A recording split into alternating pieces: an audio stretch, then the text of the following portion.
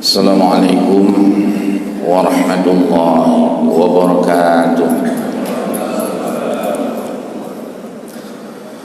Alhamdulillahi rabbil alamin, wa bihi nasta'inu ala umuri dunya waddin. Allahumma salli wa sallim ala sayyidina Muhammadin sayyidil mursalin wa ala alihi wa ashabihi ajma'in.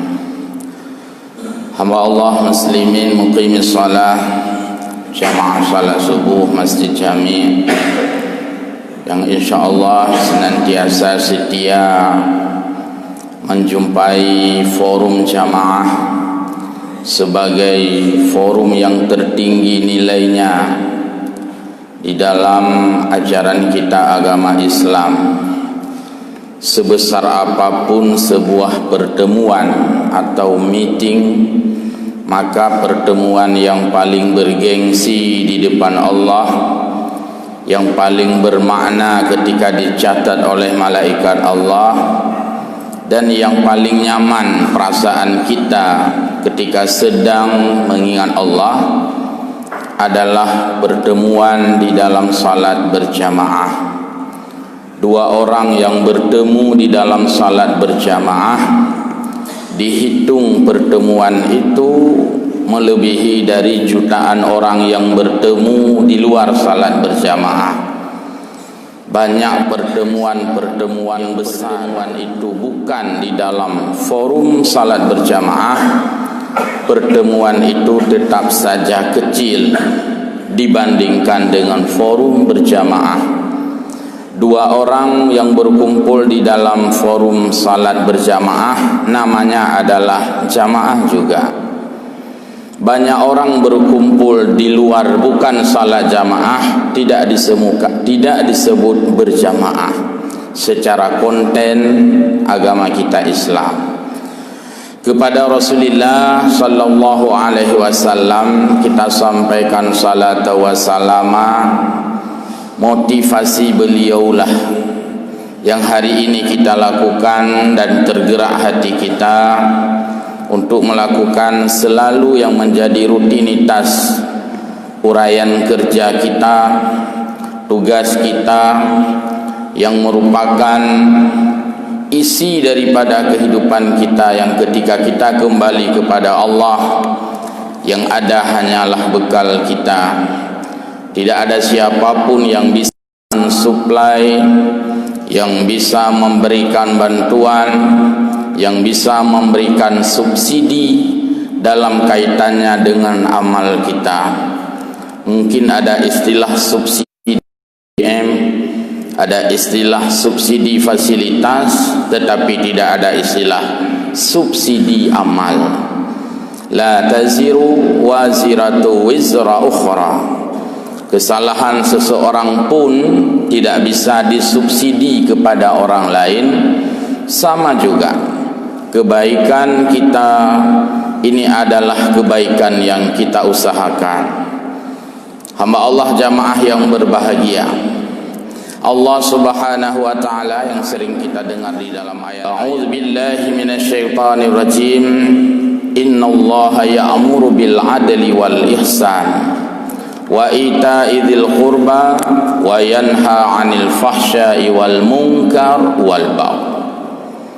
Sesungguhnya Allah Subhanahu wa taala memerintahkan kita, memerintahkan kamu, ya'muru bil adli, untuk berbuat, untuk mengajak, untuk membumikan, membuming yang namanya keadilan.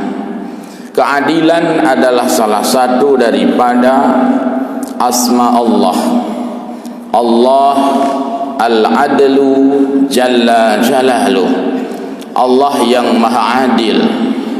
Keadilan itu yang hakiki, keadilan itu yang sejati hanya diperoleh dari Allah Subhanahu wa ta'ala dalam segala hal. Dalam hal memerintah, memberi instruksi, Allah maha adil. Orang-orang kaya yang mampu diwajibkan naik haji, karena di sana man istata'a ilaihi sabila. Orang-orang yang tidak mampu dibebaskan dari kewajiban ibadah haji. Inilah namanya keadilan Allah Subhanahu wa ta'ala. Orang-orang yang kuat di dalam ajaran agama kita diperintahkan salat sambil berdiri. Orang-orang yang di bawah itu karena lemah masih diperintahkan salat, tetapi dibolehkan sambil duduk. Tidak kuat duduk, masih dibolehkan sambil berbaring. Ini adalah keadilan. Orang-orang yang mampu berpuasa karena dia sedang sehat, sedang fit, sedang fresh, sedang segar, Allah perintahkan dia wajib berpuasa pada bulan H, artinya bulan Ramadan. Sementara yang pada bulan Ramadan kondisinya sedang tidak fit, dia sedang sakit atau alasan lainnya yang ditolerir dalam agama, dia dibolehkan berpuasa min ayyamin ukhar, di luar Ramadan, pada hari-hari yang lain sebagai hari pengganti. Inilah keadilan Allah Subhanahu wa ta'ala. Kaum perempuan karena mengalami masa menstruasi pada setiap bulan, bagi usia yang masih subur atau pasangan usia subur, maka Allah mewajibkan dia mengqadha puasa. Kenapa wanita yang haid diwajibkan mengqadha puasa, menggantikan puasa yang tinggal pada bulan Ramadan? Karena puasa hanya diwajibkan sebulan setahun. Sementara ketika perempuan yang haid tidak diwajibkan, bahkan haram menggantikan salat selama dia haid, dan dia tidak boleh salat sedang haid, dan ketika tidak salat sedang haid pun tidak diperintahkan membayar mengqadha salat di luar haid. Itu pun karena keadilan Allah. Kalau puasa wajib dibayar, karena puasa hanya dilakukan setahun sebulan saja, sedangkan 11 bulan lainnya free, kosong, maka banyak waktu untuk mengqadha puasa itu. Karena salat diperintahkan setiap hari terus menerus, simultan dan rutinitas, maka keadilan Allah, perempuan tidak perlu qadha salat, karena salat itu memang ada setiap hari.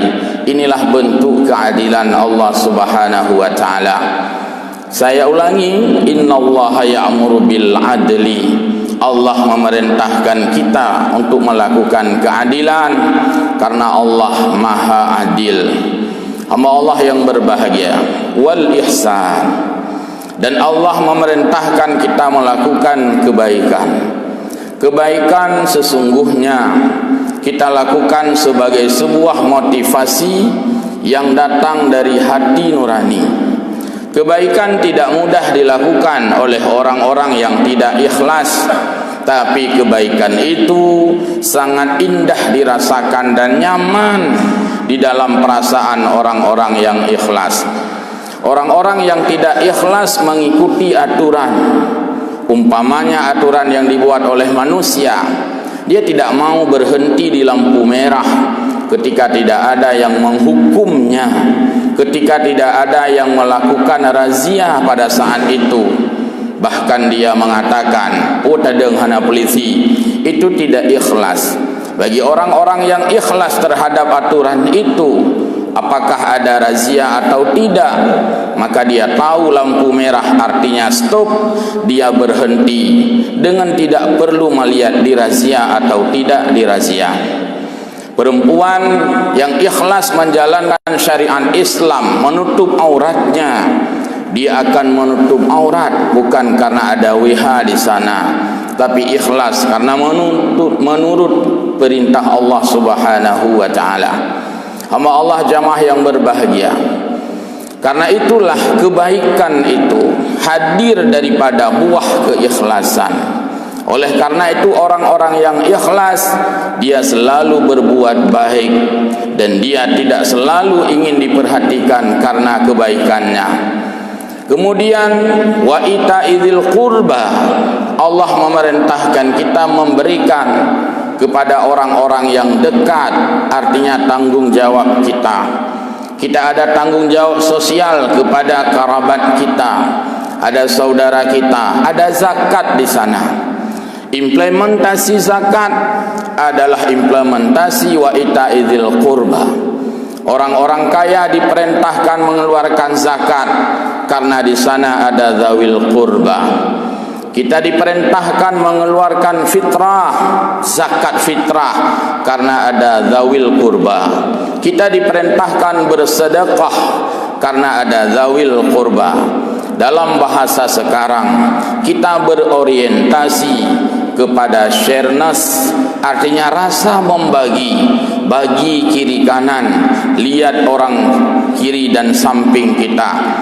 Itulah ajaran Islam, ajaran yang penuh dengan perintah membagi. Hamba Allah jamaah yang berbahagia, jika 3 perintah itu tidak dilakukan, tadi perintah namanya, 3 poin. Pertama, ya'muru bil adli, perintah berbuat adil. Yang kedua, perintah berbuat ihsan, kebaikan. Yang ketiga, perintah memperhatikan kiri kanan sekeliling kita, ramah lingkungan, ramah persaudaraan, ramah persatuan, ramah kebangsaan. Kalau 3 itu tidak dilakukan, maka Allah sudah menyediakan 3 resiko yang disebutkan 3 poin ke depannya, yaitu Allah melarang wa yanha 'anil fahsya'i wal munkar wal bagh, dan Allah melarangmu untuk melakukan keburukan. Allah melarangmu untuk melakukan kemungkaran. Keburukan dan kemungkaran itu pun tidak terlepas daripada gagalnya menegakkan keadilan. Dan di ujung ayat disebutkan lagi poin yang ketiga, wal bagh, dan permusuhan. Permusuhan ini terjadi, boleh jadi karena gagal menegakkan keadilan. Semoga negeri kita adalah negeri yang tidak gagal menegakkan keadilan.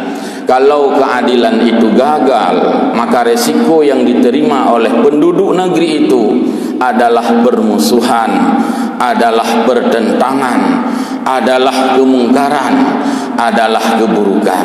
Inilah pasangan 3 item di bagian awal dengan 3 item di bagian kiri.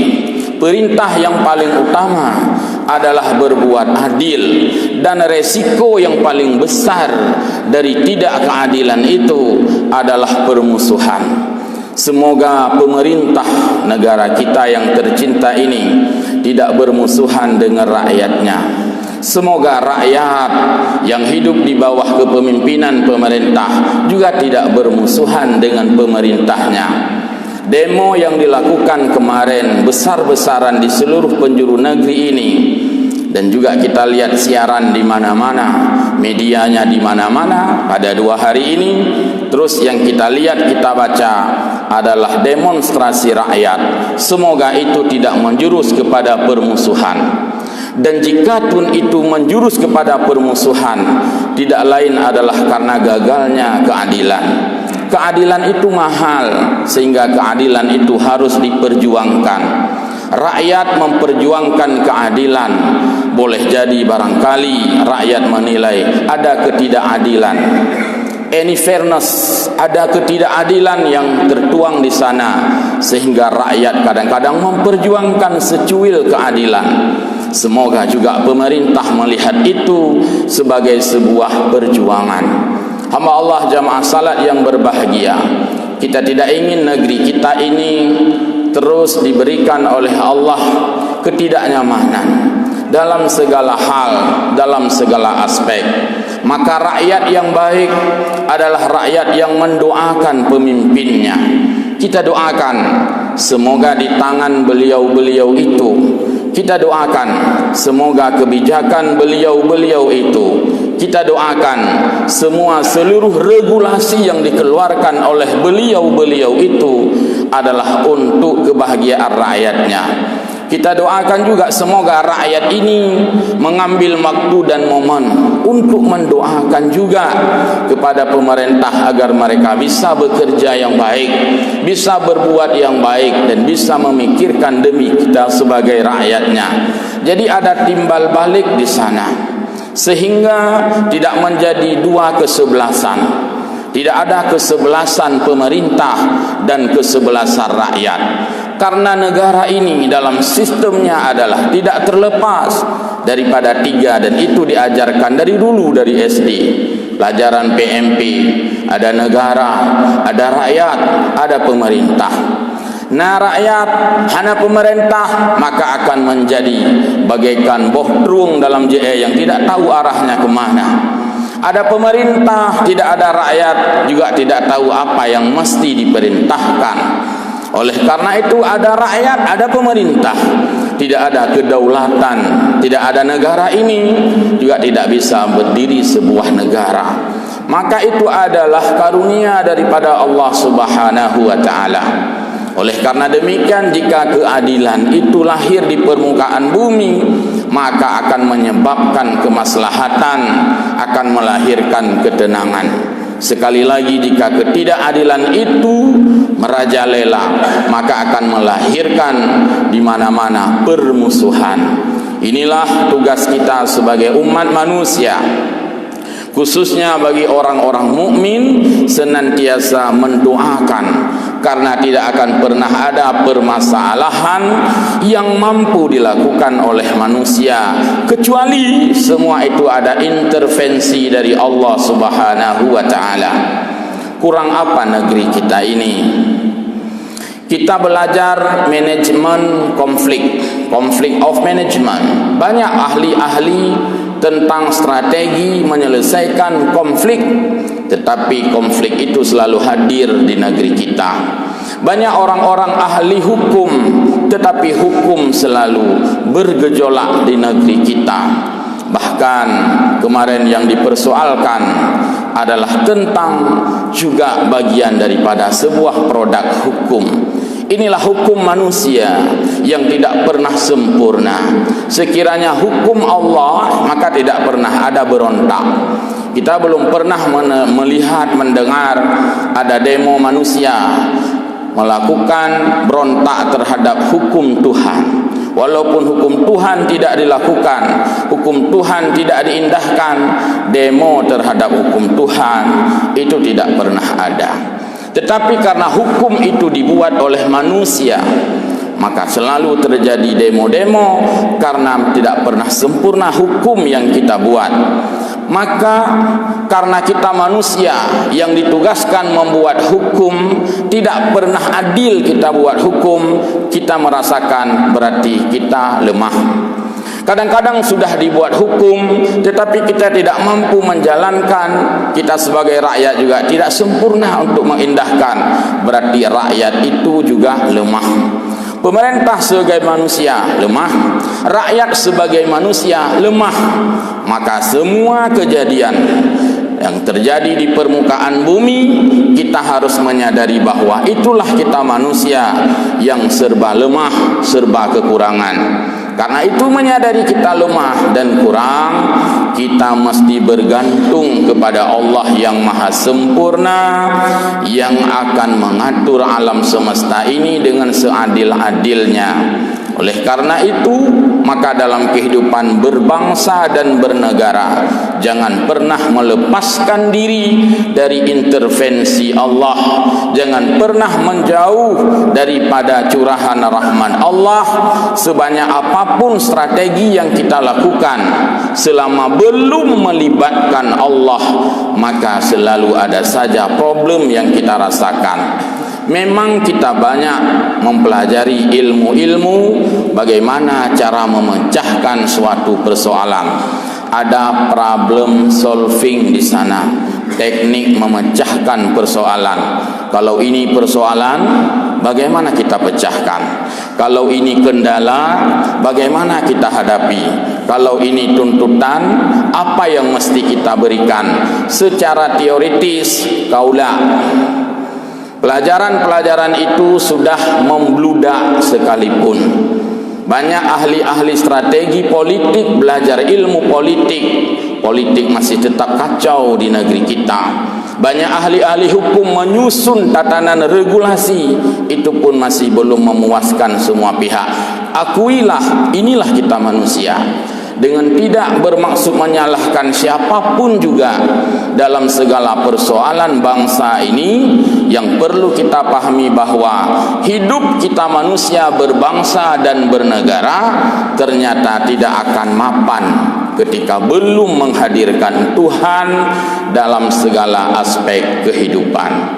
Oleh karena itu, tidak ada tempat lain kita mengadu, tidak ada siapapun yang bisa memecahkan persoalan besar kecuali Allah Subhanahu wa taala. Sehingga di dalam ayat Al-Qur'an disebutkan bahwa walau anna ahlal qura amanu wattaqau la fatahna alaihim barakatim minas samai wal ard walakin kazzabu. Ketika Allah mengatakan sekiranya penduduk negeri, walau anna ahlal qura, bukan perorangan, tapi secara kolektif, secara majemuk, sekiranya penduduk suatu negeri, ahlal qura amanu, mereka itu beriman, hidup di dalam tatanan iman, wattaqau, dan bertakwa kepada Allah, semuanya, segala aspek. Pemimpinnya pemimpin beriman dan bertakwa, rakyatnya rakyat beriman dan bertakwa, semua beriman dan bertakwa pada Allah, maka Allah menjanjikan la fatahna alaihim barakatim minas samai wal ard. Sungguh kami akan menurunkan, akan mencurahkan, akan memberikan, akan membukakan keberkahan untuk negeri itu. Kalau penduduknya yang terdiri dari pemerintah dan rakyat beriman dan bertakwa kepada Allah, maka Allah memberikan jaminan sebuah ketenangan dalam hidup berbangsa dan bernegara. Semoga negara kita yang sangat majemuk dan pluralis ini, terdiri dari banyak suku, bangsa, bahasa, bahkan multifet, banyak agama, dalam sebuah kesatuan Bhinneka Tunggal Ika, dipimpin oleh pemerintah, dijalankan bersama oleh rakyat. Di sana ada eksekutif, ada legislatif, bahkan ada yudikatif, plus rakyat biasa. Semoga semuanya dapat curahan rahmat daripada Allah Subhanahu wa taala. Menuntut keadilan dari manusia tidak akan pernah puas, karena manusia tidak punya modal keadilan itu, dan yang ada adalah pemberian daripada Allah Subhanahu wa taala. Kita satu segi mendukung kepada adik-adik mahasiswa yang melakukan demonstrasi secara tertib, selama itu tidak anarkis, dan kita juga memberi semangat kepada pemerintah untuk mendengar aspirasi yang disampaikan oleh pada demonstran, karena yang mendemo itu juga rakyat Indonesia sendiri, yang didemo itu juga orang Indonesia, berarti dalam sebuah bingkai kesatuan dan persatuan. Artinya selama keduanya punya niat yang baik, semoga Allah memberikan jalan yang terbaik.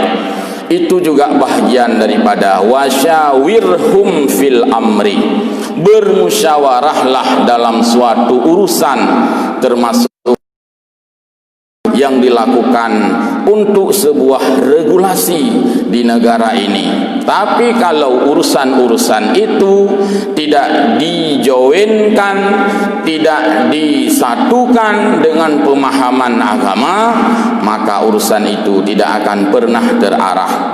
Jangan anggap bahwa itu bukan urusan agama. Karena agama mengatur hidup berbangsa, hidup bernegara, hidup bermasyarakat, hidup internal, hidup eksternal, hidup domestik, hidup secara bilateral. Manduna dalam ajaran Islam. Tapi kadang-kadang kita mengembangkan benih-benih daripada sekularisme, seolah negara ini baik ni atur lidra ni ulama nak mufhum lidra ni urusan kamu. Padahal semua itu di dalam Islam diajarkan secara kompleks. Lihat di dalam semua ayat-ayat Al-Quran, sebahagian ayat ini tentang tatanan kerukunan beragama. Juga di dalam ajaran agama kita Islam mengatur kerukunan antar umat beragama. Lakum dinukum waliyadin. Ayat itu dasar hidup rukun antar umat beragama. Islam hidup dengan aturan Islam. Yang bukan Islam hidup menurut aturannya, diatur dalam Islam. Kemudian hidup antar sebangsa. Di sana disebutkan banyak ayat Al-Quran. Hidup dengan bilateral, hubungan luar negeri juga diatur di dalam Al-Quran. Kewajiban pemerintah diatur di dalam Al-Quran. Hadis dan berbagai kitab-kitab yang ditulis oleh para ulama. Artinya semua kehidupan ini, mulai dari bedah ingat sampai kita menjelang tidur, apakah di rumah, di luar rumah, dalam privasi atau di dalam unit, di dalam daerah atau di dalam luar daerah, semuanya ada daripada tatanan yang sudah dibuat oleh agama. Sehingga Nabi kita Muhammad sallallahu alaihi wasallam dijadikan sebagai sebutan akhlak Al-Quran. Ketika Aisyah mengatakan kana khuluquhul Quran, bahwa akhlak Nabi adalah potret Al-Quran. Bagaimana potret Al-Quran? Sallallahu alaihi wasallam. Bagaimana Nabi melakukan hubungan dengan sesama muslim ketika itu? Berhubungan dengan orang-orang Yahudi ketika itu. Bagaimana Nabi melakukan sebuah pemecahan masalah, bagaimana Nabi menampung sebuah keluhan, semuanya ada pada sosok Nabi sallallahu alaihi wasallam. Semoga kita diberikan oleh Allah Subhanahu yang sering kita dambakan. Yang pertama sebagai masyarakat madani, artinya masyarakat yang punya tatanan dan masyarakat yang serba tercukupi apa yang kita butuhkan sebagai fasilitas hidup.